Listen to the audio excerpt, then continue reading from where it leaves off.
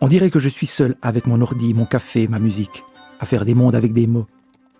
On entend dire souvent qu'écrire est une activité solitaire. C'est plus compliqué que ça. Oui, il y a le geste individuel de synthétiser des idées à l'aide d'un crayon ou d'un clavier.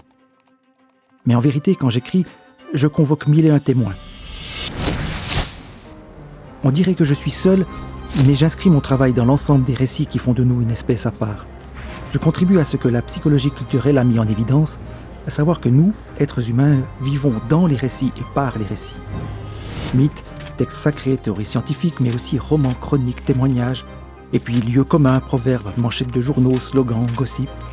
Qu'ils soient grands ou petits, durables ou éphémères, tous ces récits nous permettent de mettre un peu d'ordre dans le chaos du monde, de construire notre identité, de canaliser nos émotions, bref, donner du sens à ce que nous vivons.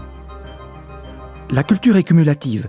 Ainsi, plus profondément, quand j'écris, tous les textes que j'ai lus sont là aussi, quelque part, vivaces ou enfouis. Et dans mon cas, ça fait beaucoup, car je viens d'une famille qui n'avait pas la télévision, qui n'allait pas au cinéma, ni au théâtre.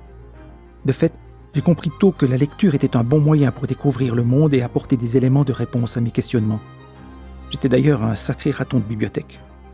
J'ai lu par défaut, j'ai lu par nécessité, j'ai surtout lu par passion. Sans surprise, j'ai beaucoup écrit aussi. J'ai eu le privilège de faire des études universitaires dans les sciences de l'homme, où lire et écrire sont les activités majeures. J'ai rédigé une thèse, des chroniques pour la presse, des ouvrages de vulgarisation scientifique, des essais, des biographies également, et puis des textes pour la scène et des romans dans des genres très différents. Et ces autres écrits me surveillent aussi. Stop! Ce thème, tu l'as déjà abordé, tu radotes. Cette expression, tu l'utilises trop souvent. Et là, es-tu sûr de ce que tu avances? Le doute m'accompagne, m'observe, me guide. Enfin, c'est évident, quoi que j'écrive, je sens que mon brouillon est scruté par-dessus mon épaule, par toutes celles et ceux qui, d'une manière ou d'une autre, volontairement ou pas, contribuent à ce texte. Les destinataires, les commanditaires, mes éditeurs, bien sûr, mais tout autant les libraires, les journalistes, les bibliothécaires. Oui, je pense à toutes ces personnes. Que diront-elles? Je pense aux lectrices, aux lecteurs, forcément. Aimeront-ils? M'aimeront-ils encore? Alors, suis-je seul dans mes aventures littéraires? Assurément pas, et c'est tant mieux. Publier, c'est rendre public.